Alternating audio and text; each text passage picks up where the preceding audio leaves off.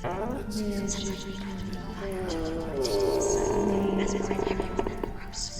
care and sagacity. Sexoterica. Or smooths, which overcomes everything and agrees with everything. The structure of the macrocosm is in accordance with the structure of the macrocosm.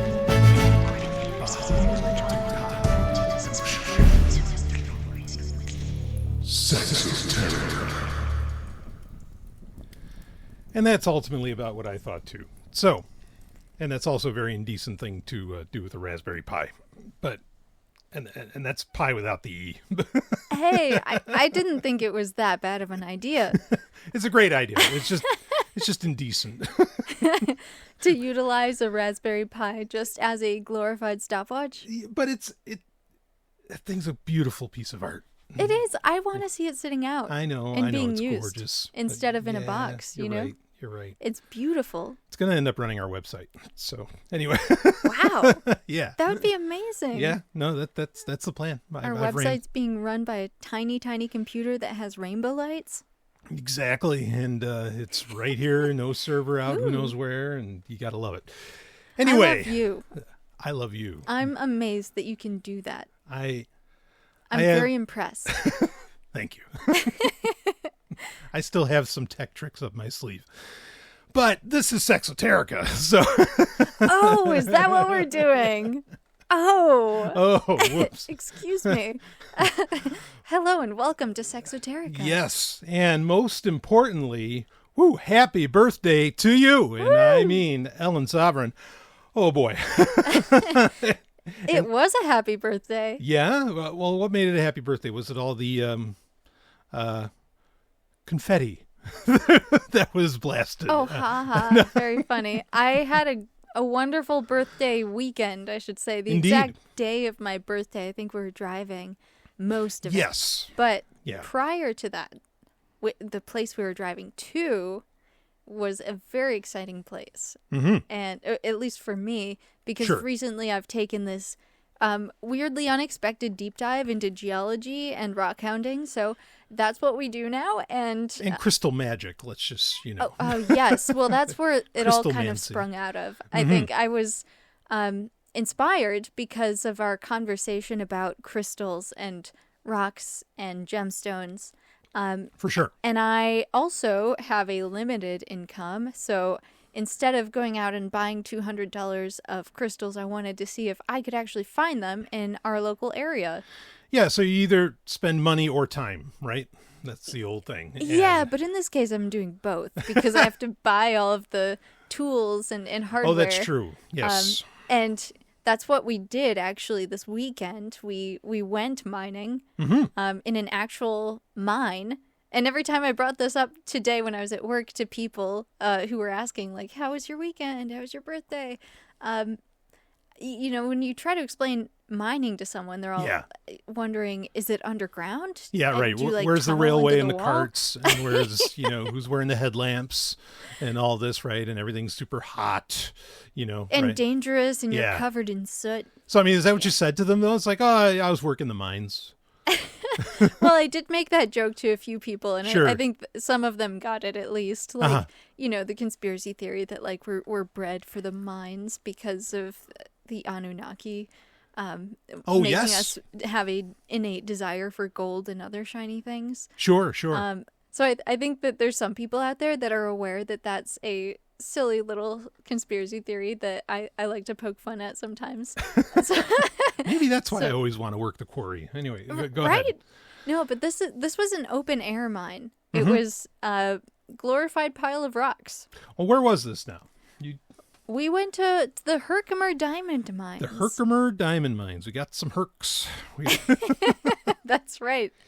Which is, and I promise I will not spend any time on this at all, which also happens to be my hometown. I mean, yeah, I pretty grew up close to it. I grew up pretty much, I grew up pretty good in New York City as well, in Queens. But upstate New York is what I always kind of consider my hometown. And Herkimer County in particular is where, like, within upstate New York, that's where I always lived.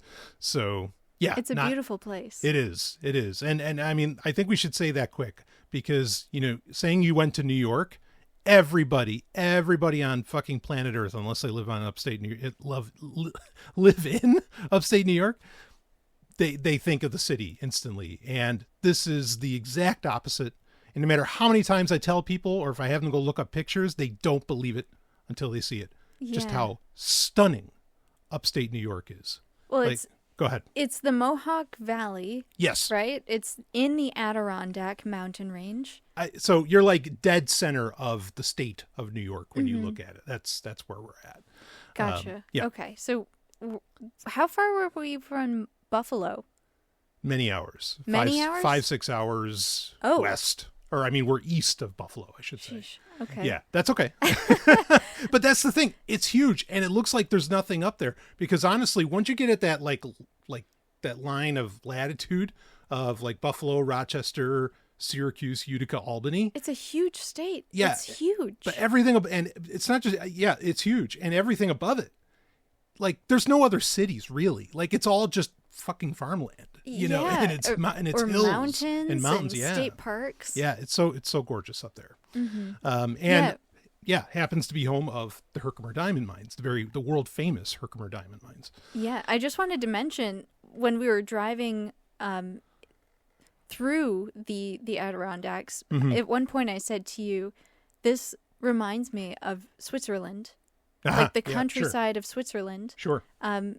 Because a few years previous for my birthday, we actually went to CERN in Geneva, which was like the best birthday present that anybody has ever given me, and still unbeaten. Although this one was close. You're welcome.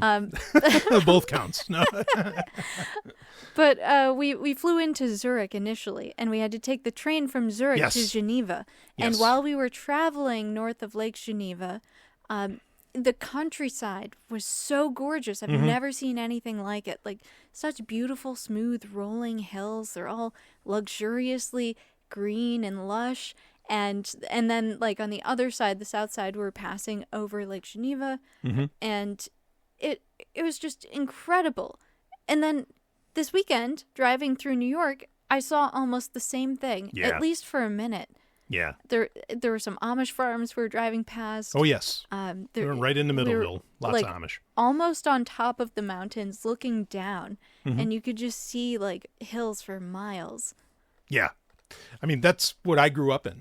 Like, just this nobody around, remarkable privacy, honestly. You know, I mean, granted, like, Utica, is 15 minutes away or whatever, and or New Hartford for that matter, and you can get anything you want. But like, being out in those hills, it's just a wonderful thing. You know? So the mining was fun, but even just traveling through New York was amazing. Yeah, for sure. And it was beautiful to see. Like, I don't necessarily miss it, really. I won't spend time on this, but it is always, like, it's amazing it's comfortable. To see, like Tom Jones would sing, "The green, green grass of home." It's so beautiful. Yeah, it really is. Like, but where I come from in the Midwest, that all would have been completely flat. Yeah, right. You could see as far as the eye could see. Right. Yeah. So the Herkimer Diamond Mines, like you say, these are, like, they're open air. So imagine, like, I don't know, it's so it's not a cavern. You're not, going into anything. It's just like a wall, like a rock face. Right. And you can hammer against that, but then also they have, like, piles of what they've already torn off of the wall, using whatever pneumatic machinery. Right. Yeah. So if you can just imagine, like, they had machinery scoop kind of a depression into the ground, and then everything that they dug up, they threw into a couple piles in the center, and they said, "Go for it." Yeah. They're like, here's a hammer and pickaxe. Have a good time. Yep. So you pay for the privilege. I mean, the one that we went to was Ace of Diamonds. Well, that one was initially closed. Yeah, right. Yeah, but it was closed. So then we went to the next option, which, like, in my mind, so the KOA, the official Herkimer Diamond Mine KOA,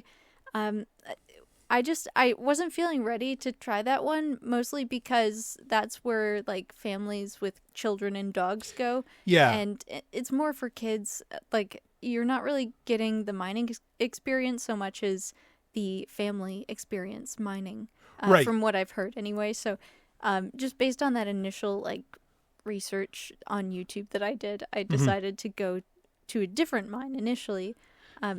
Yeah, I mean, this made it a different experience for me because that main Herkimer Diamond mine, that used to be, as far as I remember, the only one. You know, it had multiple sites on it that you could go to. Like there was a new one when I was a kid. There was Site B and there was Site A and whatever. But like, I didn't even know there were other ones. Like this was something new for me to learn about. But I mean, I went there many times as a kid and had a fantastic time. I fancied myself a bit of a geologist, you know, in the single and double digits, childhood, you know. Yeah. And you said you always brought home something. Something. Yeah. Yeah. No, it was great. So at the time I felt like it was the only game in town. But no, now there's like 4 or 5 of them, you know, different things that we could go to. And you finally settled on Crystal Grove. Yes. And yeah, I mean, I'll say this quickly. So Crystal Grove, like there was a couple of like pits, you know, it's more like digging in pits as to where if you had seen, and I don't know if you looked at pictures online, love, but like the KOA, the main Herkimer Diamond mines, like they are like walls you could scale, like you could throw up grappling hooks and shit, you know, and I so mean, they've like, been digging for a long time. Yeah, over for there. decades. Like it's huge, you know, Wow. as to where I felt like you could tell Crystal Grove was kind of new because these pits weren't that deep. Not really. Not even like 6 feet, maybe 6 feet deep, you know, as to where, again, we're talking like, I don't know, 20, 30 feet. Like, you know, it's like cliff faces when you go to the main Herkimer Diamond Mines one. But like you said, it's been going on forever and it's probably well picked over. And so, you know, and going every to Crystal... few years they just dig a little deeper in Yeah. that same footprint. Right. So Crystal Grove was a good option. I thought so. Yeah, I liked what I saw. We found a lot of Swiss cheese rocks, a lot of rocks with druzy. Right. There were a lot of diamonds, but they were they were all tiny. I'm not gonna lie. Like the ones that we found, I think the biggest one I found was the size of my pinky. Right. And they just went down in size from there, down to like the size of a pinhead. But you know, the majority of the ones that I found were probably, I don't know, maybe a 1/4 inch or less. Yeah. So not the biggest, but they had the great clarity. So steep learning curve here. This is our first time doing like hard stone mining. Yep. Third hardest rock in the US. Right. From what we were told by the person selling tickets. And you can't just smash these things to bits and get the crystals out. Like some people might try that, but then whatever they were looking for inside of the rock is either like untouched because this rock is so fucking hard, or it's like flown 100 feet in the other direction because you either like don't break this rock at all or you create shrapnel. Like it's so hard. Yeah. So one thing to be clear on, like, so when we say Herkimer Diamond Mines, for those that don't know, it's actually just quartz crystals. It's not. Yes. It's not like actual diamonds. Yeah. Thank you for saying that. Sorry, I assume people know that, but you're right. It's quartz. Yeah. It's just quartz crystal. It's a special type of quartz crystal. Let us dispense with the pleasantries of common nomenclature. A Herkimer diamond is no true diamond. That name is a concession to the masses, a descriptor for their exceptional clarity and natural diamond-like shape. In truth, they are a far more primal force, doubly terminated quartz crystals. Unlike a common quartz that grows tethered to a rock matrix, resulting in a single point, the Herkimer diamond forms free-floating in pockets of dolomite rock in upstate New York. This untethered genesis allows it to manifest its perfect form, a hexagonal prism culminating in a point at both ends. It is born whole and complete, a testament to symmetrical power. These crystals are renowned for their startling purity, often appearing as clear as water, yet many bear inclusions that tell the tale of their ancient birth 500 million years ago, entrapped black carbon deposits, pockets of water or petroleum, and even smaller crystals suspended within. They are a record of time, captured in crystalline form. On the Mohs scale of hardness, They register a formidable 7.5, making them durable adornments.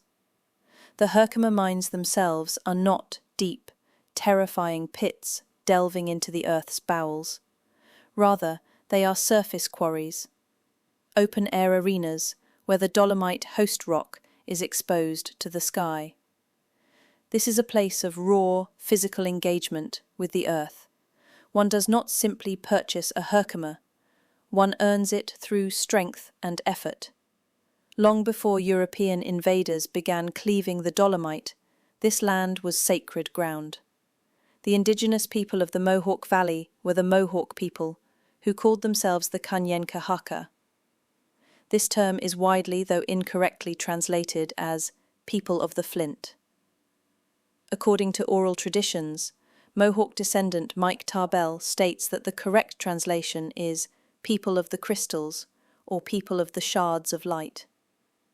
They did not see these stones as mere curiosities. They knew them as spirit stones. They recognized the inherent power in the land, a place where the earth's energy focused with such intensity that it produced these flawless forms. The Kanien'kehá:ka people used the crystals as amulets and tools, understanding that to hold one was to hold a fragment of the land's focused will. Found nowhere else on Earth, the very formation of the quartz crystal that is the Herkimer diamond is a geological mystery that borders on the mystical.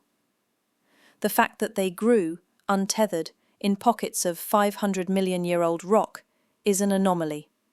Metaphysically, these pockets are seen as wombs where geologic pressure and silica-rich fluids were not just mixed, but willed into perfect form. Many Herkimers contain inclusions of black carbon, water, or ancient petroleum. These are not flaws. They are captured essences of a primordial Earth, a microscopic portion of the planet's memory and life force, suspended for eons. To connect with such a stone is to tap into a power that is ancient and utterly primal. Yes, I mean, it's very much prized, to be sure.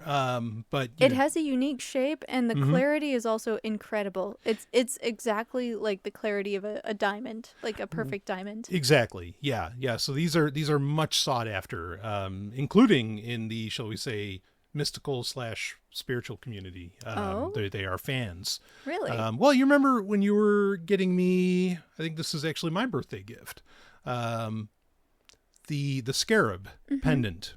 Yes, and they offered it in two tiers of heaven. Exactly, and they offered two different settings. One of them was moldavite, right? Mm-hmm. And the other was a Herkimer diamond. So interesting. Yeah, so I mean, and those are two very well. I mean, there's a reason that those were the two options, because those are very. I mean, moldavite, of course, is literally from outer space, and then the Herkimer diamond mine just has that extreme level of purity. So I can understand why they would be their choices for that.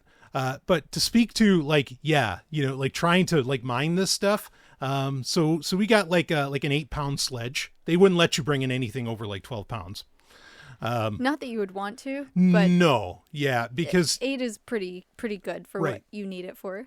Yeah. So, I mean, I'm a lot bigger now in many ways than I was when I did this last. And so I'm just me going into this pit. I'm happy as shit. I'm like, oh, give me the fucking Warhammer and let me in there, I am going to bash some shit up. You look like you were having fun. Oh, I was having a great time. We have pictures, and I'm grinning ear to ear. I'm smiling so hard because I'm like, yes, I'm going to work this fucking quarry so hard. Oh, I was ready. And but here's the thing. So, I'm using this 8-pound sledge, and I'm just looking for the biggest rocks there. I am going to take down the biggest possible thing in here. And I just start whacking on it. And I mean, I broke quite a few of these up, but the thing is that a lot of times, so one is I made the failing of wearing shorts. I really should have worn pants. Yeah, you should have. Yeah, because when you're hammering down, I mean, we had steel toe boots on and all that jazz, but you didn't expect the shrapnel. Exactly. Yeah, there's effectively shrapnel just blasting off of these rocks, cutting my legs open or whatever. Yeah, I'm glad we were wearing safety glasses because there's quite a few that were sliding beneath my hat, hitting my face. One time there was a chip that hit my lip, and I thought, "Oh, am I bleeding?" But it fortunately wasn't that bad. But I could see how, like, if you're standing right next to the rock that you're smashing with that sledge, it would be really painful. So, here's another lesson: always wear long pants. Yes, if you're gonna go do something like this. Yeah, and gloves. I forgot. I left my gloves. In the motel room. I reminded you like 3 times, and they still got left behind. Yeah, it happens. I thought I was gonna forget mine too. Yeah. So doing that, like, and just working the sledge and everything. Like eventually, I'm like, shit, I should have brought gloves. But like, my hands are pretty calloused already, so it's not a huge deal. But fuck, I wish I had those. So always bring gloves, folks. Anyway. So, but yeah, like even bashing these huge rocks up, like, no, you're not finding anything right away. And like, it's really a game for the patient. Yeah. Like you need to be very patient in doing this. I will say I got to the point where I was actually trying to, like, and this is something we talked about in another episode recently where we had our ayahuasca experience talking to our crystal family. And how, like, I could, like, when I touch them, I'd feel the energy in my arm. Mm-hmm. Okay. And so I was actually trying that. I'm like, I wonder if I can, like, hold one of these rocks and, like, tell if there's a big one in there, like, am I going to actually feel it? No. Did you, like, energy echolocate? No, I didn't. No. So, these rocks, there's something about these rocks. They were just so heavy and dense and, like, incredibly hard and painful to work with. In addition to the 9-pound sledge, we had a 3-pound rock hammer, and then I think it was like a 2-pound rock pick. Yeah. So it hammer had, and pick. like a hammer on one side and a pick on the other. Yeah. And I brought a pack of other smaller tools too, like a screwdriver and a toothbrush and some other things that I thought might help. Which, honestly, bringing a toothbrush was a great idea because I could scrub off the corrosion and see what was in there. Right. I would get down to, like, these smaller rocks where I could see something inside, and I kept tricking myself into thinking I could, like, break the rock away and get to the crystal that was inside. Mm-hmm. But you cannot do that unless you have really specialized tools. So we ended up taking home chunks of these rocks, which I now have to, like, cut down very carefully or chisel very carefully in order to get inside without breaking all the crystals. Yeah, I don't know because, I look out in our backyard and it looks like the Herkimer Diamond Mines now. And I don't know how we fit all that into the back of a Mazda 3. But folks, if you ever need to throw 6 dead bodies into a little sedan, you can do it with a Mazda 3 2012. Zoom. So not a sponsor. Thank you. Sorry, go ahead. Another great thing is you can take out as much as you want, as much as you can carry. Yeah. They don't limit it because they're so confident in knowing there's no way you're going to show up with, like, a huge ass truck to haul away 2 tons of this stone. Right. Totally. Yeah. But yeah, I mean, again, it's something for the patient because, we're like cracking crystals or pulverizing the crystals when we're trying to do it, on the field. So I'll fess up to it. Yeah. I did a lot of scavenging. Yep. So literally just sifting around on the ground in the dirt. And that's where I found quite a few very good crystals. Yeah. Right. Yeah, I mean, sluicing is like, and we saw other people there doing it. They were like bringing their own water and like making a little, like a slurry. Yeah, oh, right. Wow. And just like, sifting through and seeing what they found. It sounded like some people found some stuff. That's very cool. Sluicing is clearly like the smarter way to do this. Sluicing, yes. Scavenging, what I was doing, there's no shame in it. And, you will find things because people smash these rocks, the crystals go flying. Yep. They end up on the ground. Yep. And maybe the person who smashed the rock was 30 feet away and they have no idea where it went. So you get to be the lucky bastard to find it. Yeah. I mean, we lucked out because, like, it was overcast. Right. It most of the time. It wasn't like the sun was beating down on Yeah, us. because if it was, holy hell. I mean, we were already sweating so much. yes. Yeah. Yeah. I mean, it's hard work. Like, it's really hard work, to do it. And I mean, I really wish that I could have just felt them, but even when you see like you say, the Swiss cheese, where you see like the pockets of the really tiny crystals, I guess as far as, like feeling the power of the crystals, size matters with crystals and with, what's in men's pants. And that I just didn't feel anything with the little ones, you know what I mean? And so, well, can I just say, sure, there is power in numbers. Yeah, that's true. That's true. But they're so tiny. They were so tiny. But maybe that shouldn't matter. I don't know. No, you're right. They were tiny, but they're very pretty. Like yes, gorgeous. The druzy that we found in those stones, I think are beautiful and have reminded me of like jewelry that I've seen on Etsy, where people will take pieces of druzy and put it into like pendants or even rings or sometimes earrings, which is crazy because it's like not a full crystal on its own, but it's like the starting of the formation of the crystal. But anyway, just lots of pretty shiny stones there. Yeah. Well, and folks, just to be clear, we've got other wild shit we're going to talk about that actually come from this little adventure that we had. But, I'm curious, Ellen, like if you were trying to convince someone else to do this, you had mentioned to me that like you'd watched YouTube videos about it and you had said like, gosh, they don't show you how hard this is. Like you just see the results and you're like, ooh, pretty. It's like, well, no, this is fucking hard work. So easy. Yeah, right. They make it look so easy. Like how would you convince someone, say, to do this as well? Why they should do it? Oh, well, I am not going to lie to you. I will tell you, it's hard work. You have to be patient and also like be prepared to be uncomfortable, Very uncomfortable. But And bring your own food. Don't make the same mistake we did. Oh, yeah. And we had to like go out for food and then go back. And if you're vegetarian, there's upstate New York is not good for vegetarians. They love dairy. They have no dairy-free ice cream. Yes, burn just dairy. FYI. Oy. Yeah, like I was looking for some dairy-free ice cream because there's so much ice cream variety up there. Yeah. But there's none. They just love dairy. It's not ice cream. Yeah. And there's no gluten-free options. So, that was tough too. Yeah. But if I had to convince somebody, okay, right now I'm just listing the bad things, so I apologize. That was just the food that's within like 10 minutes of the mine that we went to. So I guess that's not reflective of the entire New York countryside. Right. But when we went to Vermont, they definitely had gluten-free and dairy-free at like almost every place we went to. Bunch of fucking hippies. Jeez. I loved it. I do too. So the way that I would convince somebody to go is like, number one, you're going to find very rare, special, exceptional crystals. Yes. If you go here. No doubt about that. It just might not be the size that you're looking for. But there's always a chance, Some people win the lottery.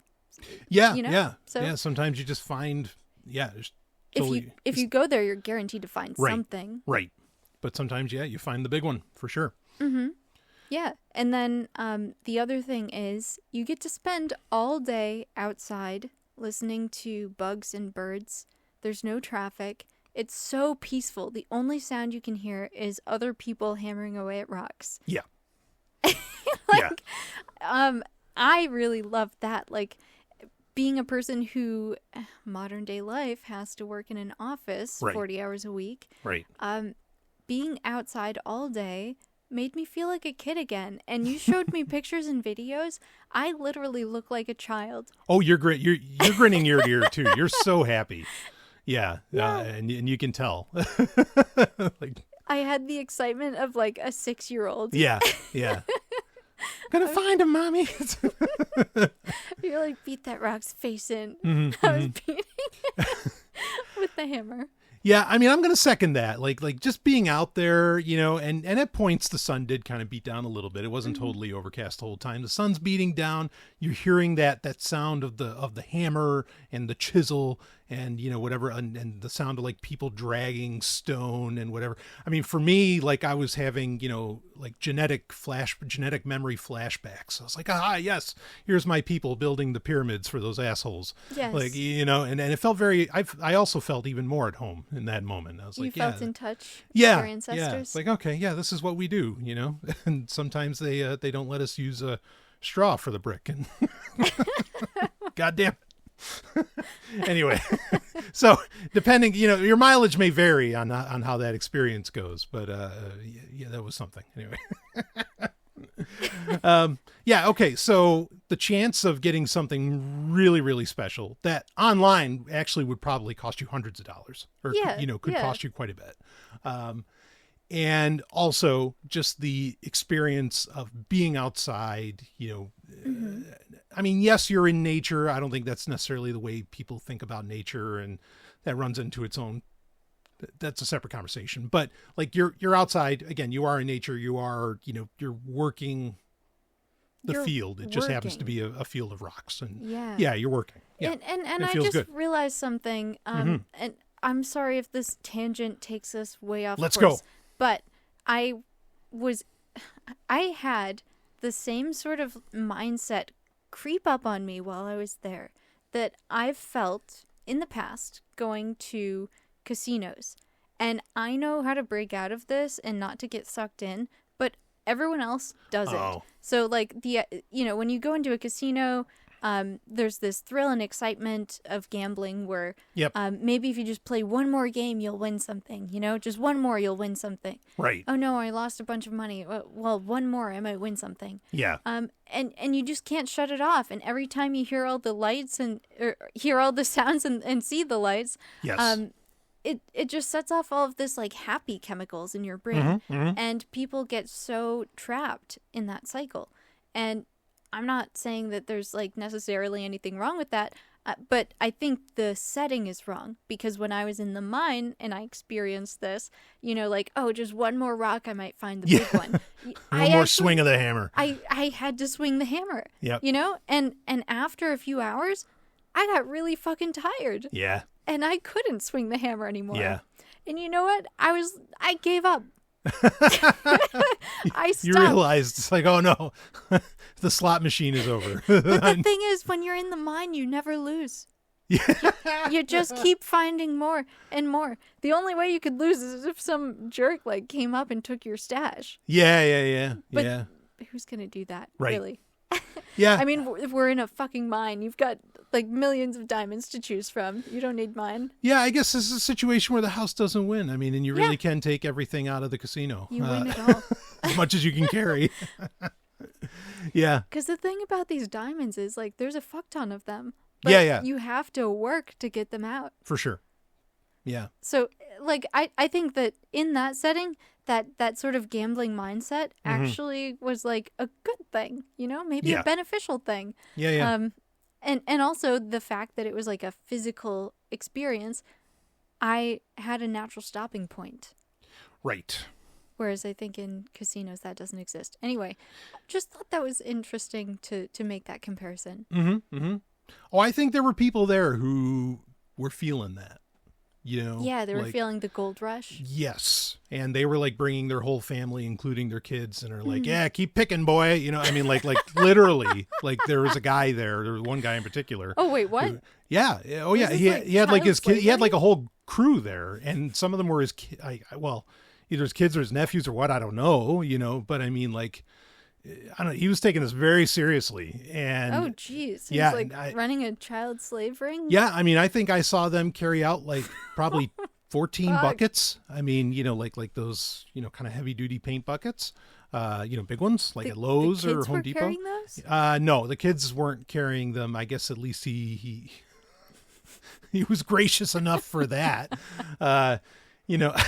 Anyway, that was interesting. I mean, like it's just the kind of thing you see, and suddenly you have a little bit of a John Williams score in your head, and you're hearing Indiana Jones and the Temple of Doom, and it's, da-na-na-na-na, right? I better not do more. YouTube will take us down. But yeah, Mola wasn't there anyway, Well, I so can we're tell fine. this is like creatively inspired you too. Yeah. While we were there. Look, for me, I mean, if we found something great, but We're not trying to strike it rich here. No. I was really just happy. I mean, I was enjoying, of course, seeing the sights of home, but I was more just enjoying, like, literally getting out there and doing the physical fucking labor. Oh, yeah, yeah. I took some pictures and like a video, but I mean, there were very few. We're talking like maybe a total of like 7 pictures, right? I know. And- we could have made an instructional YouTube video. Right. But that's the thing is, like, I was enjoying not looking at the screens, Me and too. I was enjoying not getting interrupted by anything and just like letting it ride. And this is one of the rare moments I can think of in the past few years, like where I really had that like genuine freedom. I did not care, and, Yeah, it's amazing. I saw you sitting doing nothing. multiple times. Yeah. And it's just, for like a couple hours. Yep. And it was just the satisfaction of like just unleashing raw power, and with, and no distraction. That felt so good. Wow. And if anyone was to ask me, why should I do this? It's not about the diamonds, baby. I mean, it's absolute for me. It's just getting out there, getting primal, and just unleashing everything you've got, with You're the biggest right. sledgehammer you can find. And man, what a power there is a magic to that. That did feel so good. It felt good. Yeah. I mean, and then, I used the other sledgehammer later at night, but that's besides the point. So, or maybe those in the morning. I think we're pretty beat.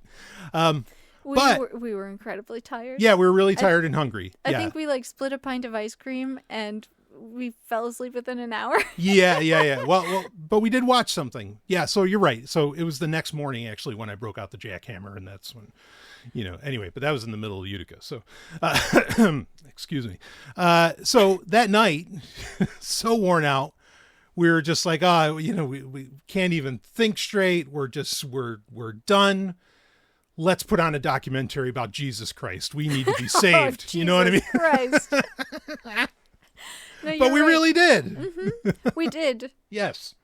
So you told me about this documentary because every time I ask what you have, I ask you to give me like a top 3 or top 5 list, and Right. this was on one of your lists. Yes. Yeah. Is there anything else you want to get out about the Herkimer Diamond Mines? Oh man, just go. I mean, like, it's worth the time. It's worth the money. You don't have to pay for the $100 one unless you're a real expert. But yeah, it's amazing. It's Yeah. wonderful, and unleashing that power, like you said, that felt incredible. Yeah, it really did. It's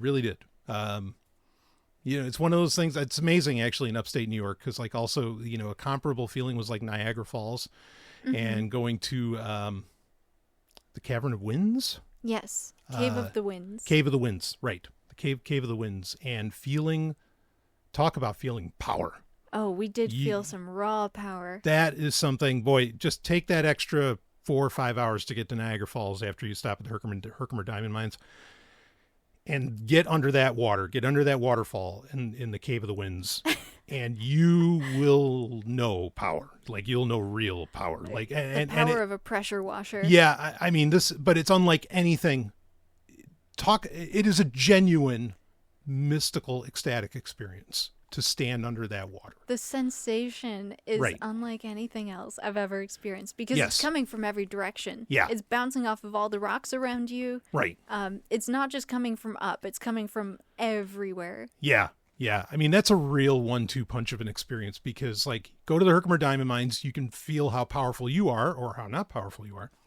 And then go to the Cave of the Winds at Niagara Falls, and then you will really discover just, like, the power of the cosmos. Like, just how, like, the power of gravity and everything else just hammering down on you. It's, you get to do the hammering, then you get hammered in a real way. And, oh, man, is that something? Yeah, it's like your home shower times 20. Yeah, it gets exponential. It's something else. We did also watch, we're going to talk about Christspiracy. We were curious how much time we were going to have. This is something we're definitely going to talk about. And I think in the next episode, we have to do it. While it's very fresh in our minds, because we did also watch Common Side Effects, the animated show, Mike Judge and the rest of the crew there. Actually, a very good friend of the show, of Sexoterica, Robin Freebeard, made the recommendation. He's like, you guys got to watch it. He reminded me of it. I instantly torrented it, and boom, we watched it in a weekend. 10 episodes, and man, we'll save the review, but just to let people know that's coming, and there's a lot to unpack, a lot of reality, I think, to unpack from that. Highly recommend it. Yes. Yeah, definitely. If you want to go and watch it before the next episode of Sexoterica comes out, believe me, it won't take longer. Like, not even 30-minute episodes pop. There's 10 of them. Go hit them, and you'll be in for a great time when we do our review. But for now, let's talk about Christspiracy. Let's talk about Jesus Christ. Oh, man. God. Well, God. Yeah, but he's not God. Jesus Christ. Oh man. It hurt. It tickles. My throat tickles a little. I want to vomit every time I say the name. Yeah. But so you and I both have a mixed religious past. I was a Calvary Baptist. You were something else. Many other things, actually. Yeah. Well, I grew up Jewish, and then my parents converted to Seventh-day Adventism, which, is Christian. Right. Depending who you ask, but... So we both have a Christian past. And yes. Watching Christspiracy... For sure. I think for us, as people who've moved beyond religion, it's a hard one. It's like interesting because it kind of pulls you back into that realm. And like, you're just reminded of like all these things that religious people do together that you don't do anymore. Yeah. I mean, it's funny because it can be a very triggering movie for multiple reasons. Like, yeah, if you've got, like you just said, if you've gotten out of that sphere, that religious sphere, especially Christian, like when they are playing clips from pastors and shit, you're just like, oh God. Oh, I used to have to sit through that. Oh, shit like that, and then there's what's being done to the animals. And well, and boy, you want to talk about triggering. Now, I'll say quickly. So this documentary, for very quick history, it's from 2023. It's made by the same guy who made Cowspiracy and a couple other, maybe another documentary beyond that. And so he considers this like part of his trilogy. And this one is about ethics as related to, and Cowspiracy was also like a very pro-plant-based, pro-vegan film, showing what the farming industry and all that shit is like, and this one was around the ethics of it, not so much the economics, as to where, you could say the other films were about different aspects of what makes this whole animal slaughtering industry go. So it was ecology, economics, and ethics. Yeah. That was his trilogy. Yeah. Now, in my opinion, if you're looking to Christianity to try and justify your ethics, you've already failed. Like, you've already failed so hard at what you're doing. Okay. But I want to say this quick, just on the onset, and then we're going to break this down. And I definitely want to hear the most from you, Ellen. Okay. But this is a movie. This is not going to convince a single fucking Christian on planet Earth to stop eating meat. Okay. Or like, it's not going to convince them, that they need to change their theology or, anything, or their ideology and whatever, any of that. I don't think it's going to play in that at all. Cause this is, in my opinion, this documentary barely touches on religion, really. Like, I just don't think it really hits at that. However, is this a movie that I think could turn people into vegetarians or vegans? Oh yeah. Yeah. Totally. Just, I don't think you're going to win over the audience that they're going after, like the Christian audience or whatever, to get them to convert. But this is, so I guess what I'm going to say quickly is, this is both one of the worst documentaries I've ever seen and also one of the best. It's one of the best in showing the intense amounts of animal cruelty that exists on this planet. It's fucking disgusting. Because of religion. Yeah. Yes. And religion plays a key part in that, but it's also the worst in that it plays so fast and loose with the fucking rules of Christianity. Like these are people who have no goddamn clue what they're talking about when it comes to, and even a lot, not all, but even some of the experts. I was like, who are these fucking idiots like that they brought in? Because even if I looked at it from like a Christian mindset, I'm like, wait, you're just wrong. Like, and I could show you why you're so wrong. Like, it's not even conspiratorial, or it's not even like thinking out of left field or anything. It's just like straight up, like pull out a Strong's dictionary. I'm going to show you you're wrong. But anyway, so that's it. I just wanted to get that first part out there, and we need to break this movie down. I mean, Ellen, do you want to start off with saying, how do you feel about the movie? Like, did you think it was good, bad? Like what? Yeah, so I do want to compliment the film. I think that the filmmaker made a very interesting introduction. I think that the film was very well put together. The timing was good. The production was very good, Yeah. yes. Yep, credit. So with that being said, you're right. I don't think they're experts on religion. The person creating the film even says as much. Yeah. They are basically approaching this problem from the perspective of somebody who like grew up in a Christian church their entire lives.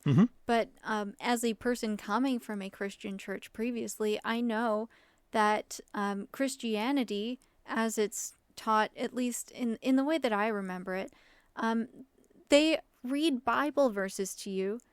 They don't explain to you why they're reading this particular book or that particular book. They're just picking and choosing the moral that they want to teach you for that given week or whatever the lesson is. And as many contradictions exist within the Bible, I think pastors are probably some of the few people who actually like know where all of those are and purposely choose to avoid them. So I think it's manipulative, for one. Two, like the history of the Bible being put together wasn't touched on in this movie. So some of the stories that they're pulling from Christianity, I feel like, are also kind of picking and choosing. Which you have to make that argument with the Bible, like almost every time you talk about it, right? And how people choose stories from it, because it's such a big book full of so many different stories. So you can make it fit almost any agenda. And I think that like the impactful thing to me about this movie was that Christianity is actually far worse when it comes to animal ethics than I knew before I watched this movie. But it does also explore other religions, other places in the world. Hinduism, yes. Yeah, so they go to India. They talk about Hinduism. They talk about the Dalai Lama and Buddhism. And they talk about some Chinese festival. I don't remember what they were celebrating in that. It was some sort of religious festival. I can't recall. But they do talk about Judaism a lot as well. And some Islam, Yeah, and Islam. So they touch on those briefly, just on the practices that involve animals. So this film is still very pro-vegetarianism, very anti-animal abuse. And completely against killing animals, obviously. So in that sense, I can very much appreciate the message that's being put out there. Yeah, I mean, I did. Okay, so one of the strengths of the film is also one of its weaknesses. It comes down to etymology. Like them spending a lot of time on both the history and etymology of a lot of terms, and I guess the anthropology as well, of like how animals as currency has been a part of religion forever. Like that was a good message to get out there. Okay. And they did that partly using etymology and, you know, not understanding that, well, some of these words we use are actually references to animals. Like a lot of like the term capital, you know, and all these other things like are literally references to how many heads of oxen do you have, you know?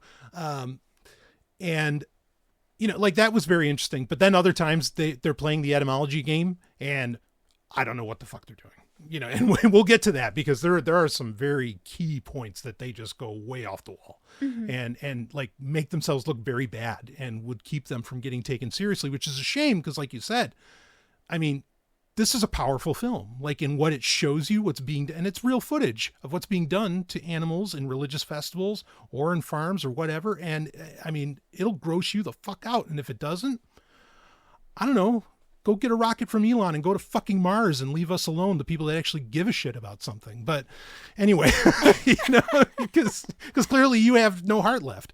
But or maybe just baseball gloves mean that much to you. I don't know, but you're a sick fuck. So that's great. Like I appreciate that. But again, they make a lot of mistakes. I guess I want to say, so the initial premise, let's talk about the premise of Christspiracy. And like, it's based on, it's fixed on, its focal point is this singular question, sort of based off of what would Jesus do? Okay. And the question is, how would Jesus kill an animal? Yeah. How would Jesus spiritually kill an animal? Right. So it's an interesting question when you first hear it. It's like, it makes you think. Of course, if you think about it for too long, and if you have any knowledge of the Bible, it very quickly becomes a very pedestrian kindergarten type question.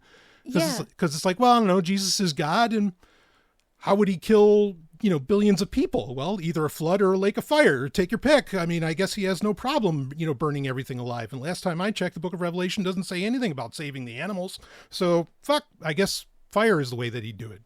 But one of the things I loved about this movie was that when he started asking that question to all of these priests and pastors, they would give an initial response, and then after a few seconds of thinking about it, they'd actually be like, well, no comment. Nothing further. Yeah.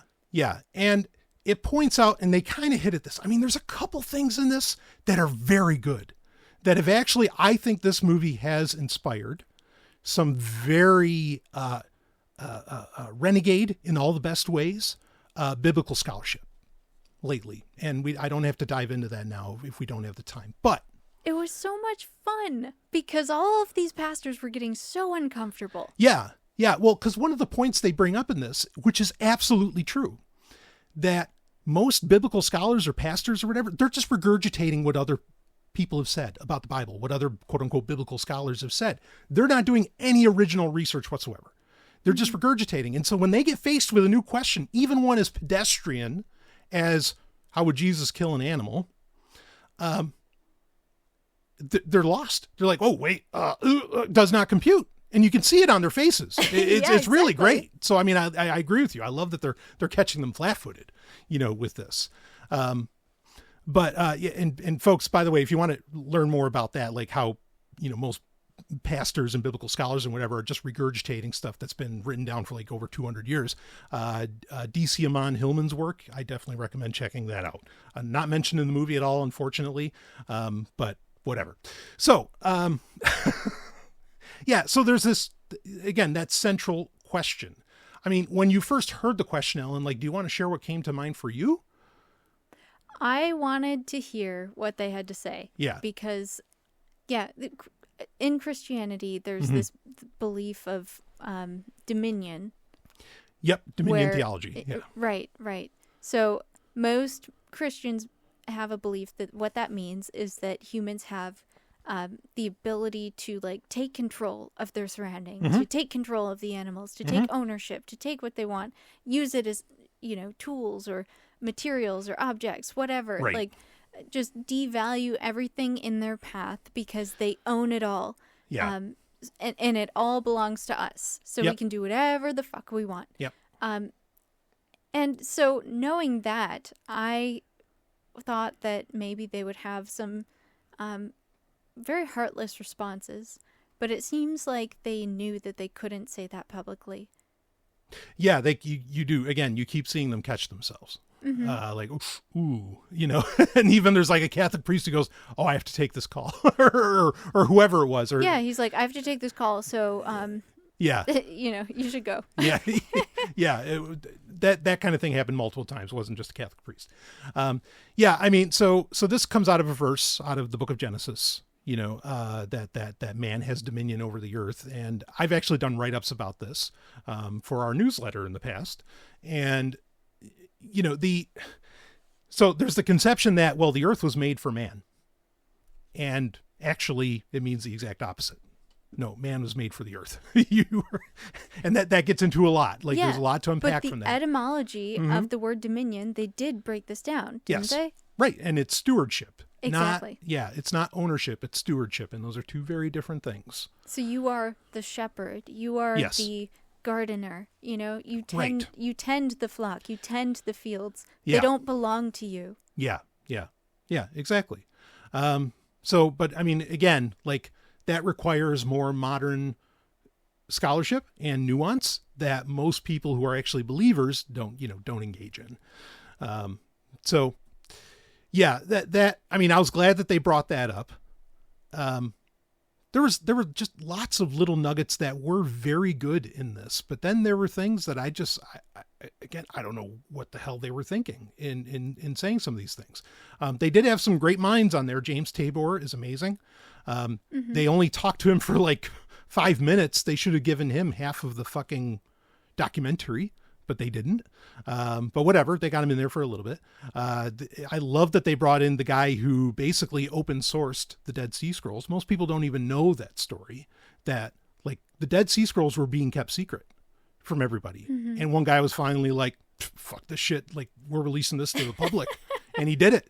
But there's still so many, like there's supposedly an Aramaic version of the Book of Enoch, that no one's seen, but it supposedly came out of Qumran. And so, we still don't have them all. And that's gross in itself. And is that about control? Oh, for sure. That's about population control, keeping those texts under wraps. So I love that they brought that to light. Things like that were great. Or like talking about like the fish story and the loaves, right? Do you want to talk about that a little bit? Yeah. I mean, basically they just said that, in that story of Jesus, basically multiplying the loaves and the fishes to the crowd, which is the way I've always heard that story. Apparently most people believe that is the story. However, in the text, there's no mention of fish in that story. He's just passing out loaves. Yeah, well, in earlier versions, right, there's only loaves. Like it doesn't mention the fish. The fish got added in later. Right. And the theory put forth in this movie is that the fish story was actually about Pythagoras, and the fish symbol is actually based on a Pythagorean ratio. So I thought that was fascinating. I think that story might have been historically transcribed at some point over to Jesus. Which, I mean, just a quick note on that. Like there is so much that Pythagoras/Jesus connection. There is so much to unpack in that. Like that is massive. That is like 6-dimensional wake up. Like this is where I can really appreciate this movie, because them mentioning that this isn't original to this film. There's been scholarship done on this for like 100 years, but they unlocked a very serious key that I don't think they realized what they were fucking unlocking with that. But if anything, if there's any value in Christspiracy existing, it is for this. It is for the Pythagoras thing. But again, they only spent 2 seconds on it, but there's so much to grab out of that. What were things? So yeah, the fish story, I mean, again, because they're trying to say that, well, Jesus was actually a vegetarian. Like that's sort of the message I think that they're trying to put together, because when they were asking, what do you think Jesus ate? They would say, well, fish, and that's without even, I mean, that fish is such a complex thing, because there are multiple cultures and religions that don't consider fish to be meat, Judaism being one of them. One of the pastors being interviewed said, well, obviously fish isn't an animal of any kind. Yeah, that was weird to say. Like he probably meant it wasn't meat, but he said it wasn't an animal. Yeah, that's just making me cringe. Like as a scientist, like, oh, what? No. Yeah. That's weird. Right. What was a particular moment for you? I mean, what were some of the moments that you really liked out of the film? Okay, well, I'll take this moment of you asking, so thank you for asking. Yes. By answering your question, but then I have another question to loop back around to. Oh, sure. So I really enjoyed, as a person who has been, cruelty-free, meat-free, mostly dairy-free. I say mostly, not completely. Right.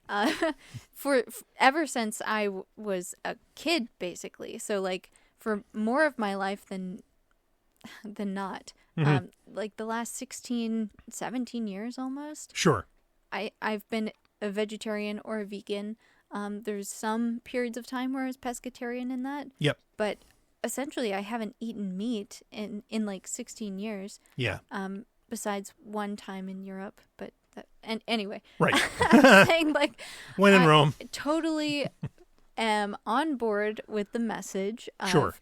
don't hurt animals, don't treat them like property. They are beings with a consciousness. Right. They have an experience that's very much similar to our own, and we should treasure them. Yeah. And, there are plenty of moments that they took talking about animal activists, animal right activists, breaking into farms and setting animals free. And they were totally happy to go to prison for it. They're like, yeah, of course I would do this. It's like, rescuing a member of my family from jail, like, Yeah. I'm happy to go to prison if that means they can, have some amount of freedom.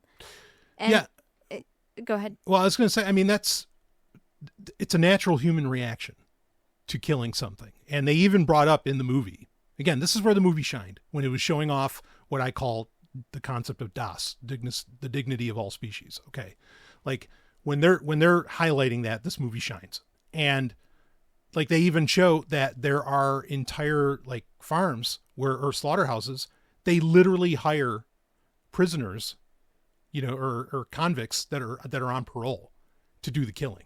It's so fucked up. Yeah, because it's that fucked up. They are disturbed by it. Yeah, right. They And don't even like them, it. yeah. Like eventually, I mean, the only thing that keeps them doing it is because they don't want to go back to prison. Yeah, it's either do that or they have to go back into Right. their own prison. Right. And yeah, just highly, highly disturbing work. Yeah, having to kill animals every day. Yeah.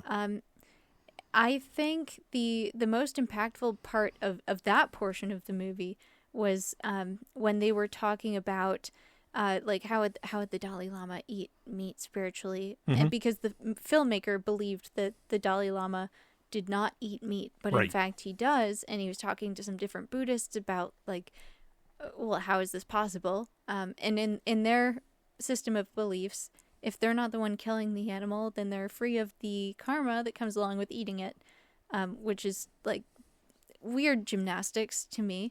Oh. But I mean, that's like really, really bending the truth to dodge Yeah. the question. However, the filmmaker was also interviewing them at one point and asked, like, well, what if your friends offered you to eat dog? Would you eat a dog? Or is it only like cows and pigs and turkeys that you eat? Like, are there animals that are off limit to eat, or they're not? And the Buddhist was basically like kind of upset by the question. They said, well, what if they offered me unicorns? What kind of question is that? I've never seen anybody, eat dog before. Completely And then dodged the question. The film cuts right to a scene in China where they're having this festival and there's all these dogs that people are eating. This is for them, a cultural historical practice Yeah. to eat something that we consider to be pets. Yeah. Yeah. I mean, the Buddhists, as many Buddhists do, were engaging in some of the most impressive mental gymnastics I've ever seen. And I mean, They got flexible legs. yeah, It's I'll incredible. say, I mean, boy, like that Kung Fu shit. I mean, they were because like there was no logic in what they were saying. Like there was initial logic in what they were laying out that like, oh, the Buddha, would like, offer his own life to save the life of another animal. But then you see the Buddhists and it's like, oh, I guess they missed the message somehow. Yeah. And I do want to be very fair, very quickly. I mean, there are Buddhists out there, I get like ones that, they have some degree of notoriety, Shirzad, some others like who are vegetarian.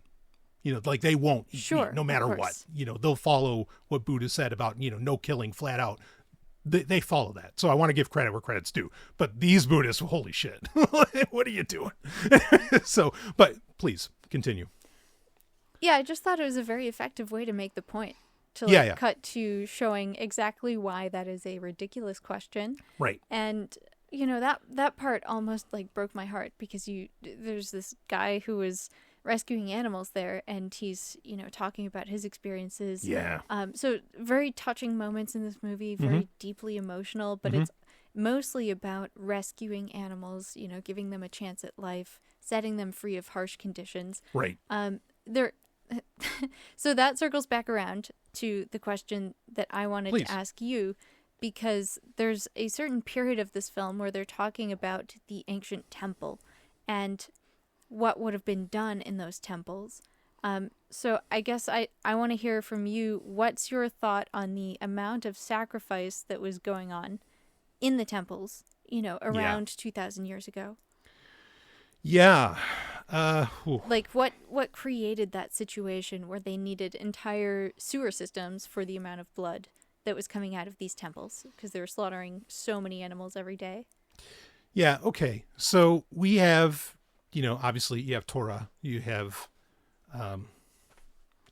plenty of texts that, yes, talk about the animal sacrifice. And in fact, when the second temple was destroyed in, 70 CE, like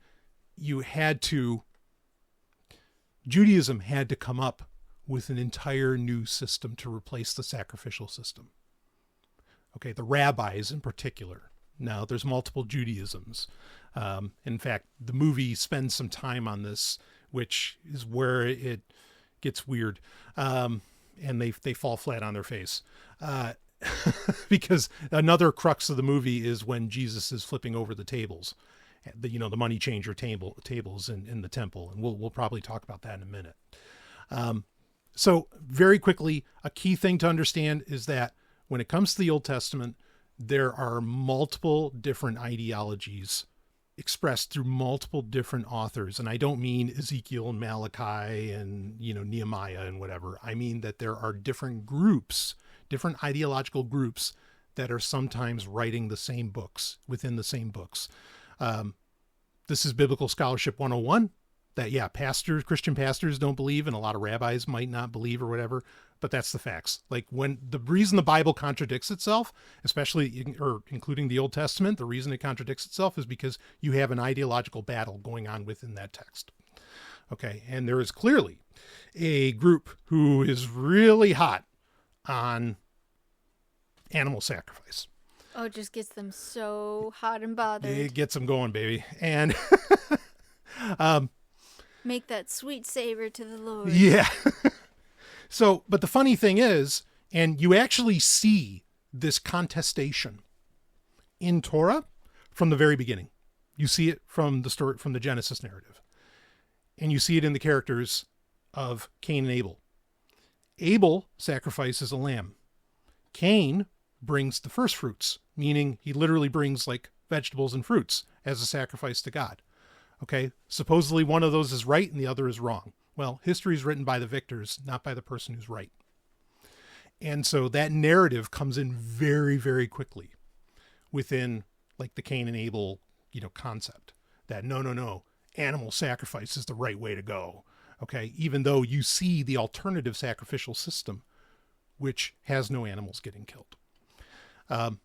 So I feel, I mean, I might be going like kind of off track, but my point would be very simply, and I could give a lot more evidence to this. But my point would be very simply that, there is a group that, again, this is something that mattered to them. But I also think that that's a bastardization of what the Hebrew religion, if I were to call it that, was supposed to be about. So you're saying that the first fruit sacrifice was right, but he's still punished? Absolutely. Well, okay. See, we'd have to, and maybe this is something, maybe I'll have Sophia chime in on this, because to tell the correct narrative of Cain and Abel, just like how you and I have hinted, Ellen, how we've hinted at the Adam and Eve story, the way you think that went, the reason you think that Eve got punished, you've got it all wrong. We've got to explore that at some point. Yes. Because that's really fascinating to me. Yeah. I love that story. Yeah, exactly. People have it so wrong. Eve, mankind, humanity did not get punished because Eve ate the apple.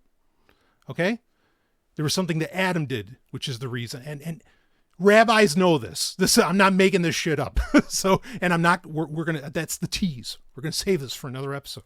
Okay. All right. But let me assure you in the same sense that the story of Cain and Abel is very different. For example, okay, so Cain, very quickly, and this is something that people could actually look up. Okay. Cain is the one that brought, did not do the animal sacrifice. He did a different sacrifice.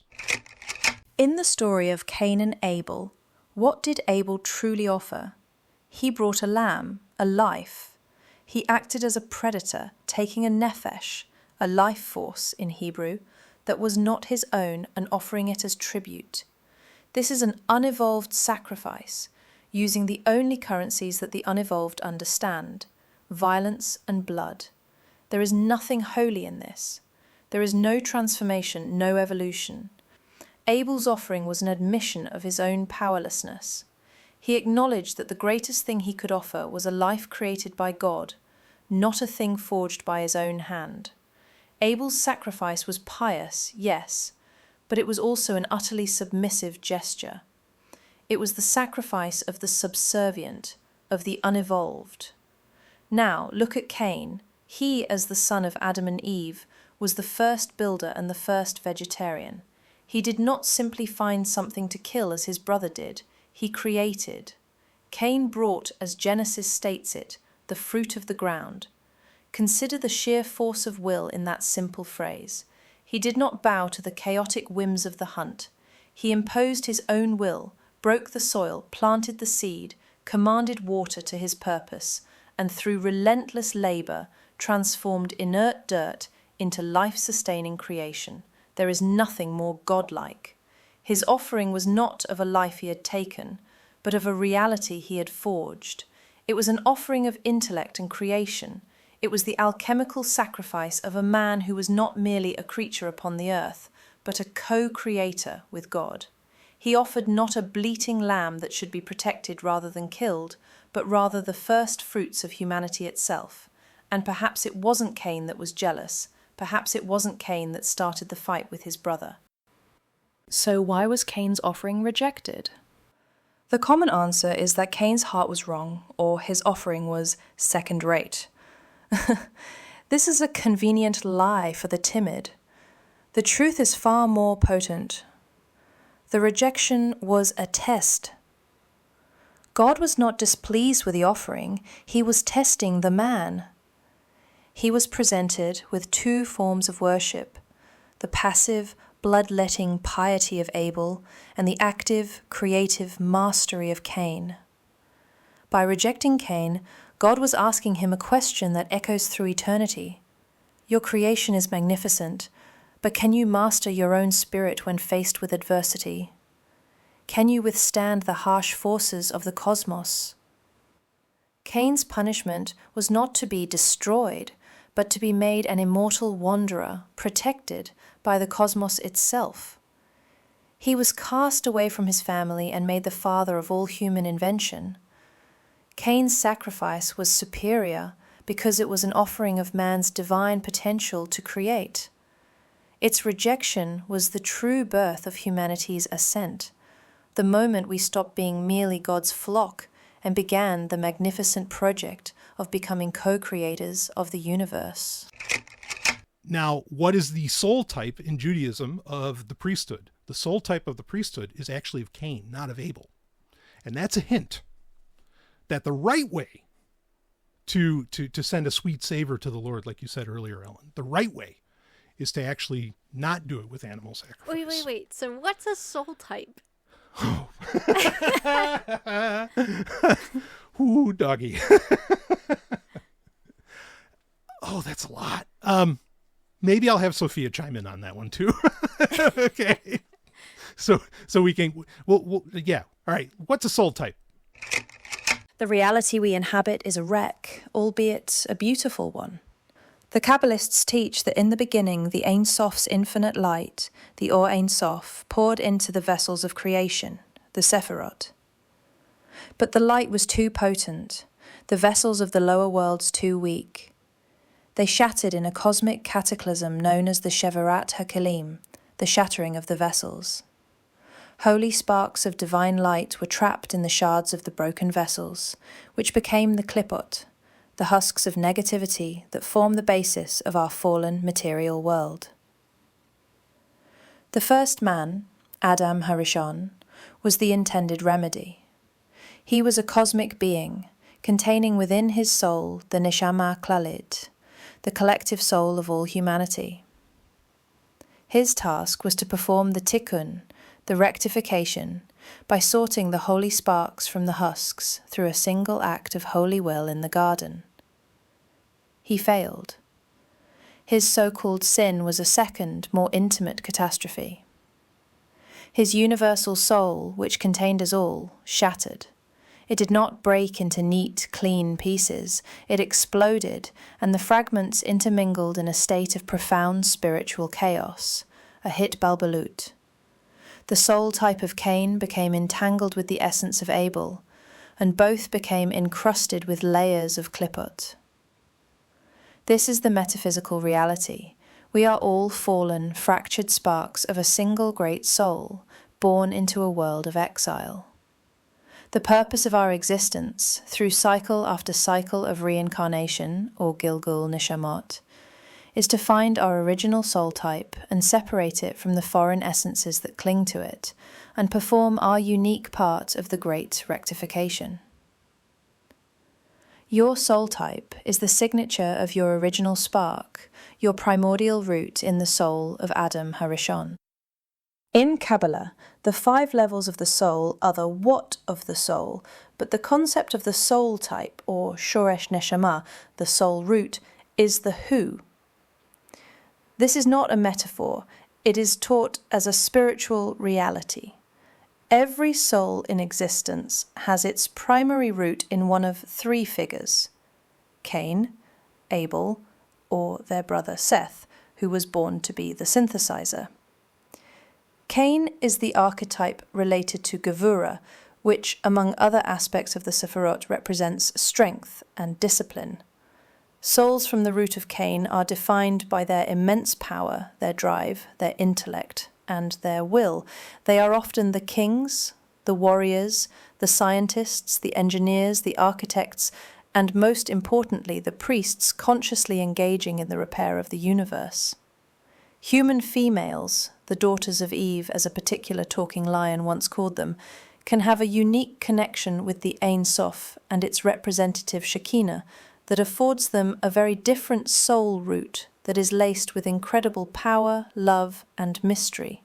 This makes their role in Tikkun Olam unique, as well as serving as amplifiers for other soul types.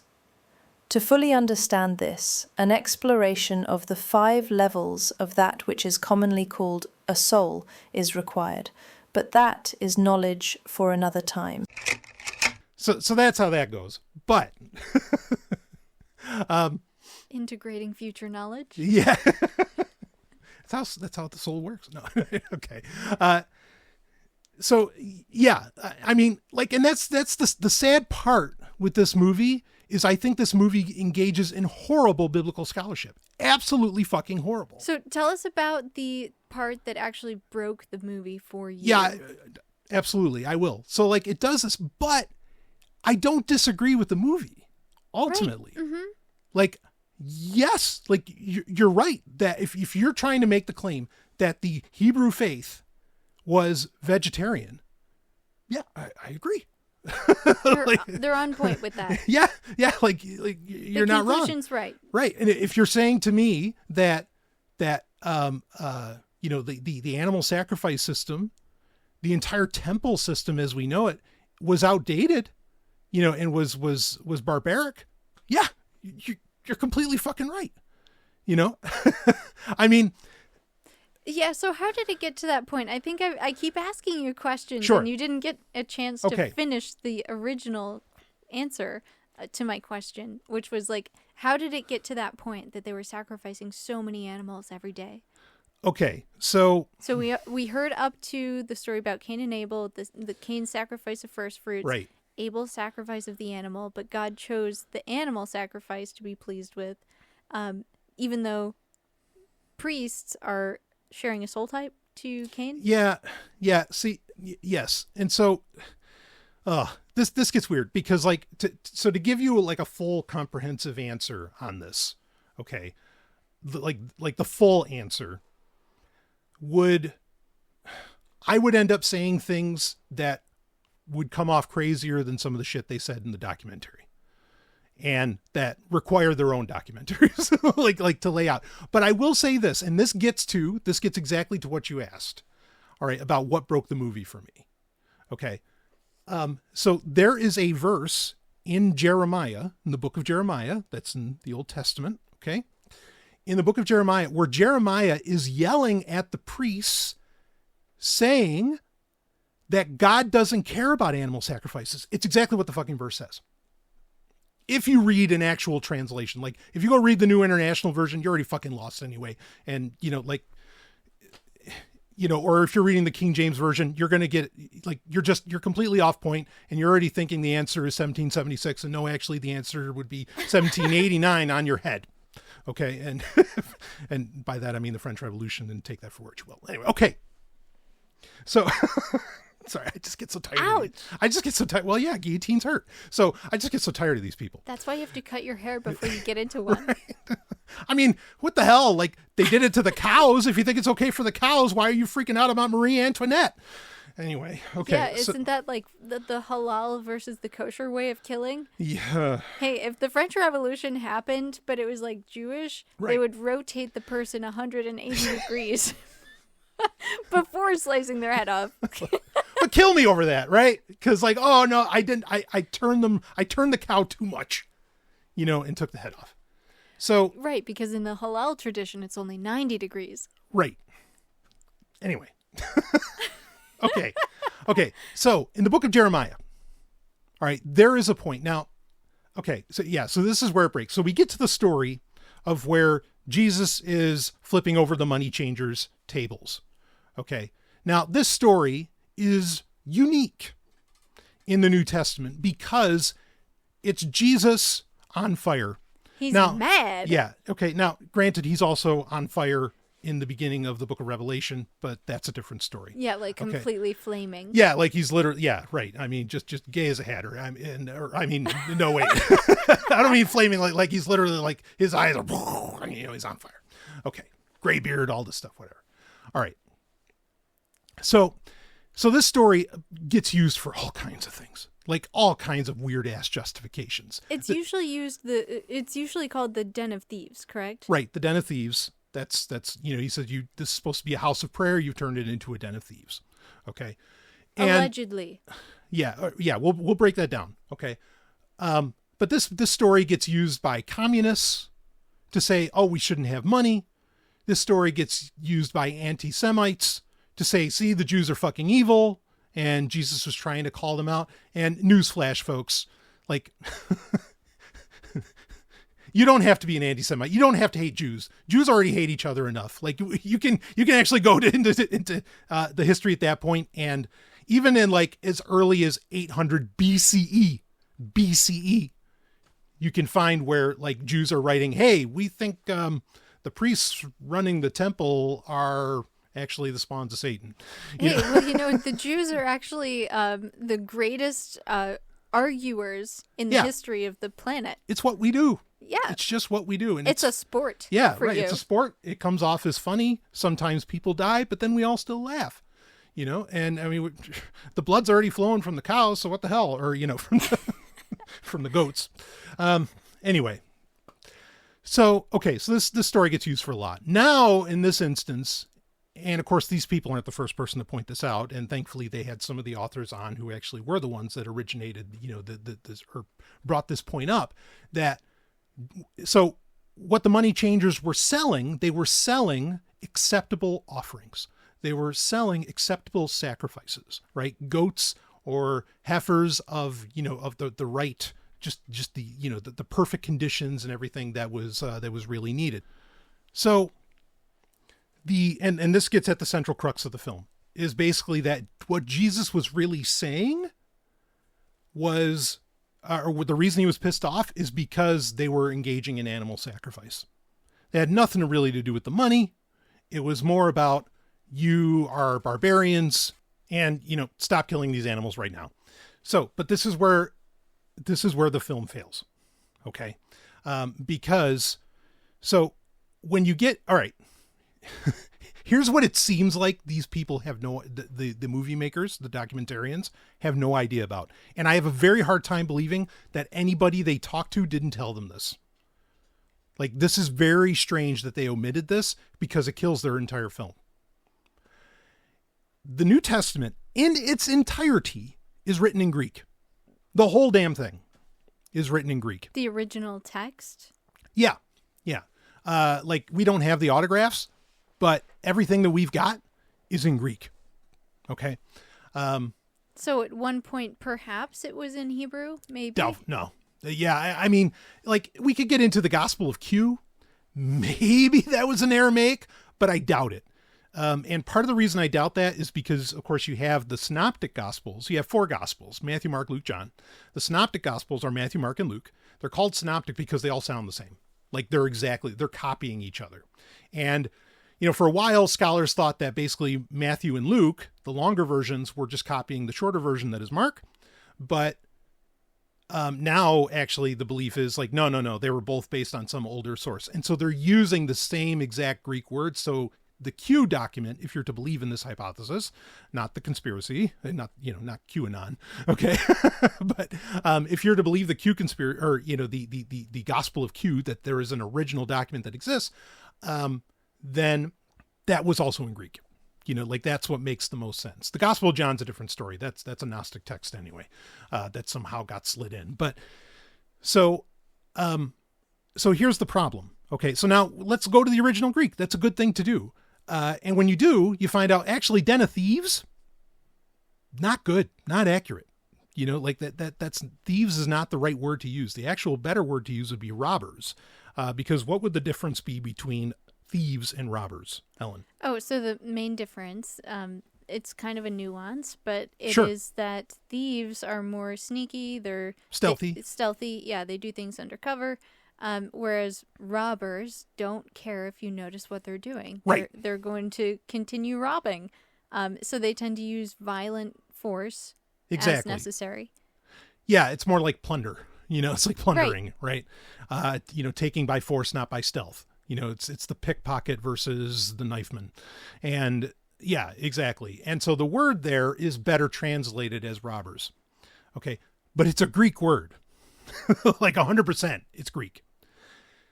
What the filmmakers do is, and they even get an expert from Oxford in the Hebrew language.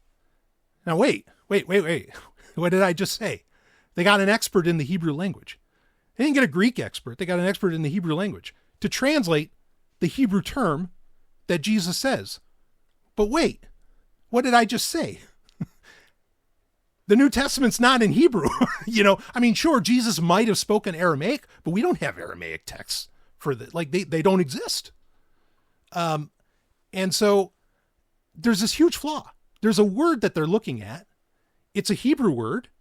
Okay. And it begins with the letter P. It's like Petros or whatever, not Petra, but that's something else.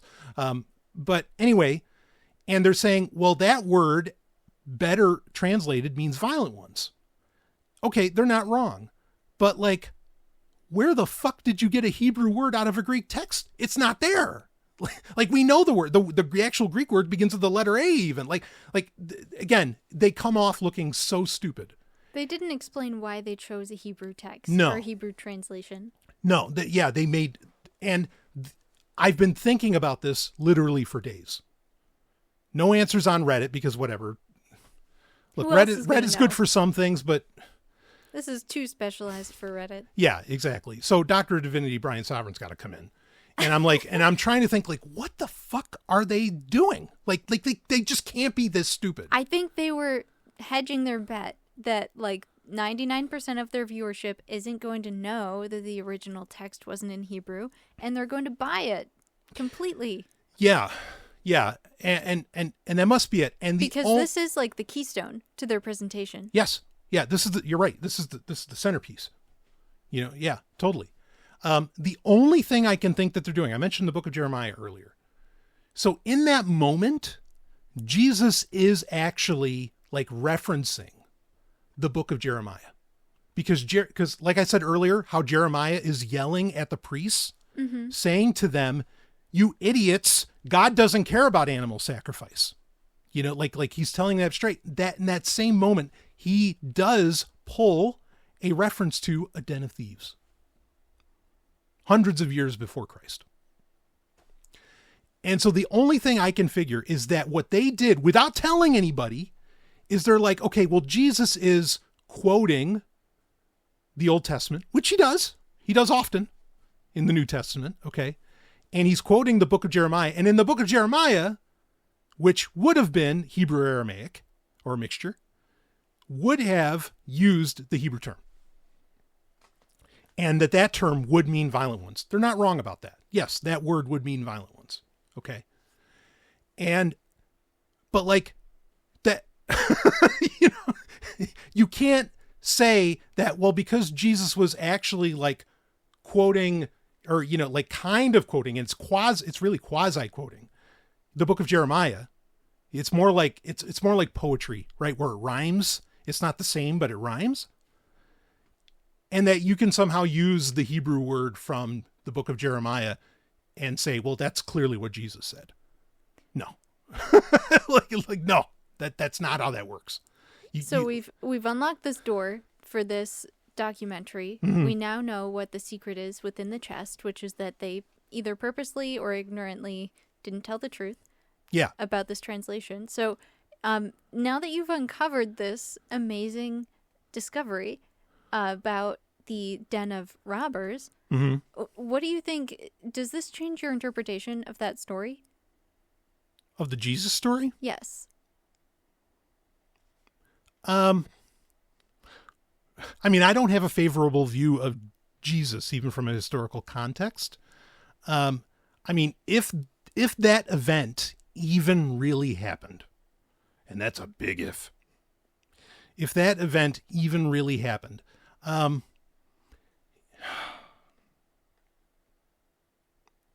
yeah, I don't think it really changes much for me. I mean, I already, you know, but I'm kind of a unique animal, or not unique, I'm rare in that, yeah, I'm Jewish, but like, I also think like, I'm so glad the second temple was destroyed. Not for the reasons Jesus was, but I mean, you know, if it were literally because, you know, just because they were slaughtering animals and that pissed him off.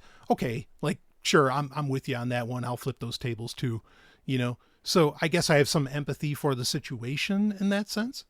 Does that answer your question? Sort of, I suppose. I know for me it did change my interpretation of the story. I want to know more from you. Because when you interpret it as den of robbers, understanding the, you know, difference between robber and thief, yeah, it seems to be a much different message. And I know this is probably what the movie was trying to get across, but the people who are selling the animals for sacrifice, they're robbing not just the people, because the people believe that if they don't do these sacrifices, they don't get into God's good graces. Yeah. So, like, they basically have to pay this money. They have to do the sacrifice. Otherwise, they don't get what they want, which is maybe, like, I don't know, riches in this life or eternity in heaven, whatever.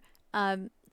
So, in that sense, like, the people who are selling the sacrificial animals are saying, give me your money or you go to hell.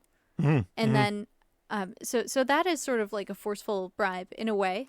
Yeah, at that point it's not much different from Catholics with indulgences. Exactly. Yeah, that was my thought too. Yeah. But they're also dually robbing the animals because of their life. If the animals are the sentient creatures that are, you know, God's creation that should be treasured and tended to, you know, because we have dominion, because we're supposed to be, you know, good stewards of this earth. Right. You know, they're just taking the animal's freedom, taking the animal's life. Yeah. And that is, in essence, robbing them of their freedom, of their life, of their future, of their health. You know, so yeah, the animal is also robbed at the same time as the person purchasing the animal. Yeah. Yeah. So, yes, I would agree that in this instance, the priests are robbers. Yeah. I mean, and I think you asked this earlier, and like you said, I didn't really give like a great answer on it. And I do want to kind of bring this here. So the idea of sacrificing animals, like, why implement that? Okay. And without getting into, well, the Hebrews were actually Egyptians and all that stuff. Like I say, that gets into strange territory for some. I'll try and keep it a little more real, a little more conventional. Okay. But the animal sacrifice was a concession. It wasn't a concession from God. There's no God. But no singular God. Right. Okay. But it was a concession to people, because what the priesthood was, or at least elements of the priesthood was carrying down, was the reality of how the universe worked. Here's the thing. Today, in the 20th and 21st century, some of us can accept that there are forces in the universe, and I just mean things like gravity, that you don't see. Like, you see the effect, but you don't see the cause. Like, our brains can accept that now. At the time, you go telling people, yeah, there's this invisible God thing, like, and it works like this, and all these mystical aspects or whatever. They're like, what the fuck are you talking about? Give me something real in my hand. I need to survive. I live in the fucking desert. There's no trees. There's no water. God damn it. Do something to where I know that I connected with this God and that he'll treat me nice. And so you make a sacrificial system, something real, like that they can touch. Could they have just done it with vegetables? Yeah, I guess so. But that wasn't real enough for them. Like they needed to see, like, I mean, and I could get into the cult of the black box and Saturnus and all this stuff, and that could go kind of all over the place. But ultimately, this comes down to people being stupid and needing something tangible. There's really a big conversation to have around this, but like, that's how this sort of thing ends up getting implemented. And it's unfortunate. Do you think any part of this had to do with the fact that meat is tasty? Oh, sure. That like so many people just wanted to eat the meat that the priests were making out of the sacrificial animals? Sure. Well, yeah, I mean, and this gets to another huge problem. Like, the priestly class, not just like I'm not talking about the Samsonid priesthood, but like the priestly class in any culture is ultimately a parasite and relies, I mean, and it's written right in fucking Torah. Like, okay, but you need to, and God says you need to give so much land to the Levites. They don't get their own land, so you got to let them live among you, and you got to put it here and whatever. And amazingly, like, the priesthood gets the choicest meats, because that's the only thing good enough for God, right? You know what I mean? Like, oh yeah, no, not a blemish, buddy. You make sure you bring that Angus beef over here, baby. Okay, like that's, I mean, it's so plain to see. Like, that the priesthood is basically, or this version of the priesthood is basically like saying, you give me the fucking best or God's going to wipe you out. So this isn't the only priesthood that you're talking about. Yeah, right. This is like a very specific, is it like historical or cultural? Like, is there a different lineage to this priesthood? Oh yeah, there's multiple lineages that ran the temple. And we know this, like, that's not controversial to say. And there's priests who did it wrong. They got smited, so like, right. Or they got killed, like Hophni and Pinhas. And so, like that, this happens. Okay. Basically, you fuck with the order too much and you're getting offed, buddy. 'Cause we like our free meat that all the plebes, make sure is top choice, grade A. And they even bring it right to us in Jerusalem. It's so nice. Oh, geez. Is this how, like, the FBI started? You're well, I mean, but this is like, yes. So hey, they're still taking like a third of my income. So yeah, right. That's how tithing goes. It's like, if you don't give 10%, man, only God 10%. hates you. You know what? I would love to only give 10%. Oh my goodness. Yeah, I mean, so it's a tale as old as time, as they say. And yeah, does it come down to the meat's tasty? Sure. I mean, oh yeah, we love the scent. Yeah, I bet you do. Like even I can appreciate the scent of barbecue, for fuck's sake. But then I can also be disgusted by, both the cowardice of the human who didn't kill that himself, or the depravity of the one that did. And yeah, so And can I just say, Please. I think this is fascinating, and maybe we should explore this at some point in the future a little bit more, but I think I've developed a new sense in my body. So, like, when I smell something, I can feel whether it's unhealthy or not, and in what capacity it's unhealthy. So, like, when I smell meat, I can feel like my intestines and my blood vessels do not like that. Yeah. They react very negatively to that. But it's a weird sensation. Anyway, just thought I'd No, put that's that out something there. I think anybody that like engages in more of a, raw or, closer to something akin to farm to table with vegetables or whatever, like you realize how delicious things are naturally. And then when anything is like overcooked or thrown a ton of, ass ton of barbecue sauce on it, it's like, wait, that's not real. Oh, In my workplace today, I could smell deep fried food, like deep fried in a fryer with canola oil and breading, and it just hurt my heart. Yeah, it's an was atomic so bomb bad. of like spices and flavors and whatever, and it's like, oh, that can't So be much, healthy, and like, MSG and whatever. Fat, Yeah. so much saturated fat. Yeah, it's gross. So Hey, I love the unsaturated and the polyunsaturated, Yeah. but not the saturated. yeah, The sat fat is where things go wrong. right.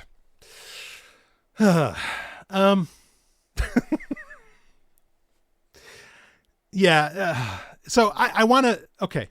So this is the problem with recording with me. Yeah. We just end up talking about everything. Yeah, I'm no. not on Adderall right now, so it's just, I can't control myself. Well, I want to bring up. I know we need to wrap it up. But I wanted to, and we're running long for sure. But I want to bring up. There's a couple of other really quick, important points to bring up about this movie. Yes. Aside from on the animal cruelty side of this thing, I think most people that watch this, like I said, it could turn people into vegetarians. Like when you find out just how fucking bad it is, Yes. it's going to fucking gross you out, and again, if it doesn't, seriously, what's up? Yeah. And you want to look in the mirror for me instead of the screen? wow. Yeah. Well, And I think there's a lot of Christians who are going to watch this and maybe relate more with the pastors who are saying, like, in the Old Testament, if you were a Christian, you had to eat meat. It was required. Yeah. Yeah. So one of the things I think this movie low key highlights that I like is it shows the people who need God are really sadistic, evil people. They're the people that need God because they need some kind of overarching justification for the disgusting, deplorable shit that they do.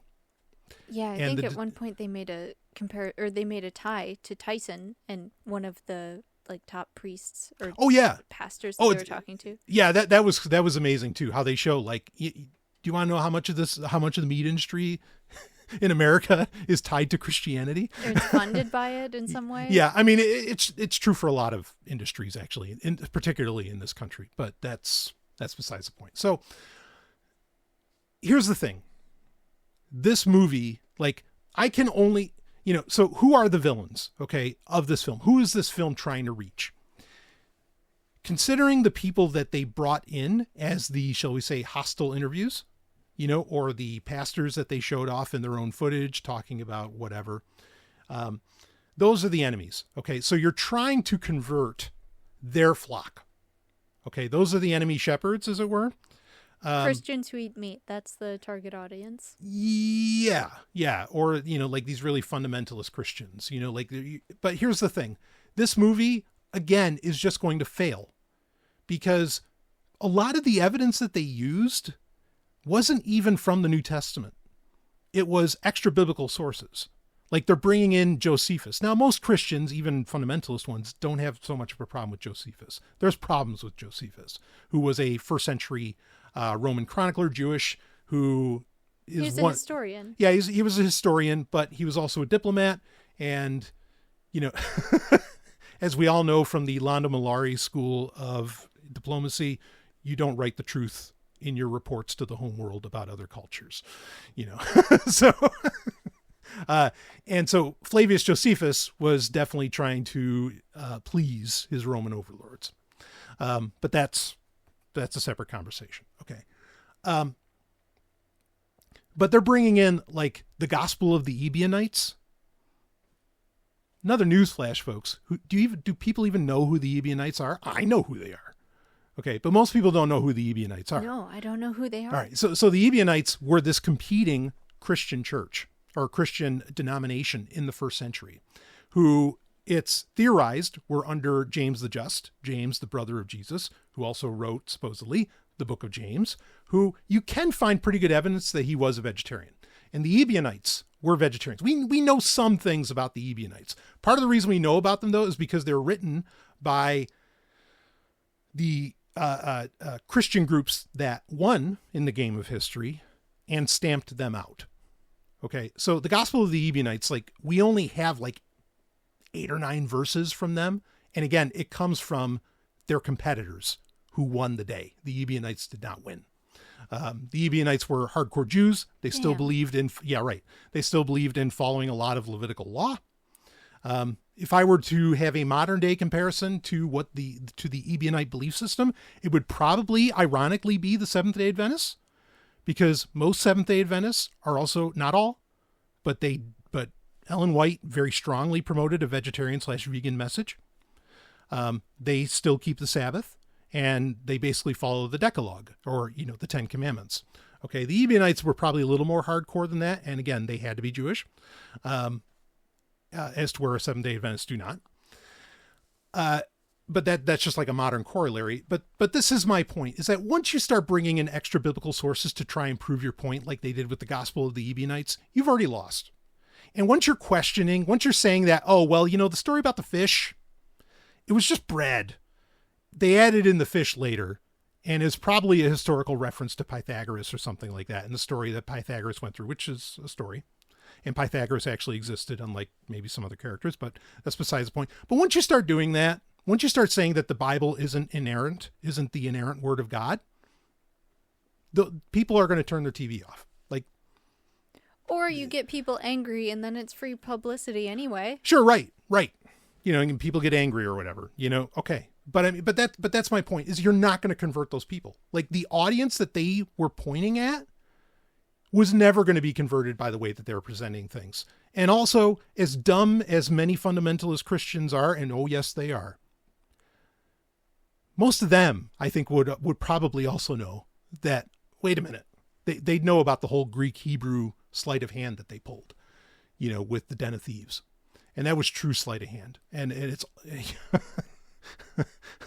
I hope the fundamentalist Christians can hold to their, forgiveness principles, because that's so unforgivable for them to pull that goddamn trick. but regardless, this is just the biggest point. Like, I don't know who they're trying to convert. If they're just trying to convert people who are like curious about, like, they don't really know a whole ton about Christianity or whatever, but holy shit, I didn't know that this is how animals were treated in the 21st century. You're going to convert those people probably to vegetarianism, at least. I think there's a lot of New Age Christian groups that probably fall into that category. Yeah, if you're already playing loose with, like, I don't believe in biblical inerrancy, if you're already in that field, this will convert them. But you're not going to convert the fundies. Like, it's just not going to happen, because you already lost them. All right, well, you know what? There's a lot of people who are stuck in their ways out there, and they always will be. Yeah. So that's true. I think there's a lot of people who are ignorant of extra biblical sources or biblical history. Maybe it'll make some of them question things. I think it's there Yeah. to make people question their leaders and to question the narratives that they've been sold. Because, like, okay, maybe I actually am part of the problem after all. And I think if it gets people asking that question, then it's helpful. Yeah. Yeah, but then they double down on, like, saying, well, actually, Paul bastardized Christianity. It's like, oh, who are you trying to convince? Like, again, my question becomes, like, who is this for? You know, like, okay, sure, you got us to talk about it, but, like, you know, like, I'm never going to trust another one of your films. Like, and I know I'm almost afraid to watch the other ones because you said he got a lot of backlash for them. And I was wondering after we talked about this, like, well, how much did they fudge in those movies? Right. And we wouldn't know because we're not experts in the topic. Yeah. I exactly. Well said. And I worry about that. Again, I'm in line with a lot of what they're saying. Like so much of what they're like right for the wrong reasons, you know? And that's the biggest shame. Now I know there's like extended interviews out there or something, and they talk about it in the credits nonstop, and it's fucking annoying, but whatever. Okay. I get it. You got to do your pitch, got to make your buck, even though you're complaining about the money changers. But, yeah, I can't trust a film from them. Like there was so much sleight of hand in this that was just, no, man. Anyway, so that's what I've got on that. And we've talked about this. Boy, did we go long. Yeah. So we got to wrap. Maybe we need the timer on a display. Yeah. We can both see. Yeah. Folks, look, go to patreon.com/sovryn. Help us out. Help us buy a fucking timer. Help Brian to buy a dedicated Raspberry Pi so that he can run it with a clock at all times on the display. Right. But if you do want to become a patron, please and thank you. We're always honored by that. We've recently gotten some new patrons. It's so cool. Thank you so much. We're really honored. Yes. Yeah. And hey, if you think somehow I'm wrong, you want to correct me, like there's something I said where you're like, oh, I can't trust Brian Sovryn anymore. You know, I mean, you're going to trust Ellen Sovryn. I mean, holy shit, she bears all. And I mean, yeah. Hey, that like, sledgehammer, that actually isn't 8 pounds. Oh, what is it? What is it, like 7.89? Like what? I mean, your sledgehammer. Oh, what does that weigh? We've never weighed it before, No, actually. we got to get that thing on the That's a scale. good question. I know. Pulled out the ruler. Wow. I bet it weighs more. Anyway. Yeah, I mean, it's not 8 pounds, maybe 8 inches, but excuse me. So, yeah, go to Patreon if you'd like to donate to the show. We'd be so honored by that if you did. Link is in the show notes for that. And hey, again, if you think I'm wrong, YouTube comments, Spotify comments, get them in. Email the show at Brian loves a good argument. Yeah. Hell yeah. Give him the email address. The heat. So you can reach us at fu@xxxtech.net. That's fu@xxtech.net. Yes. Yeah. And I do love a good argument. And I mean that quite seriously, actually. I'd love to talk to people about this. Even if you're a fundy.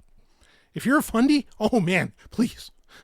Bring it, you know. Well, if you've partaken in Talmudic studies of any kind, definitely reach out. Yeah. Oh man, there's so much to say. So there's so much to go over. But we're gonna save that for another episode. But get your comments in. Come on, folks. Like, subscribe, do all that shit that kids tell their parents to do. I don't know. Thank you for listening to us blather on. Yes. Yeah. Crystals and.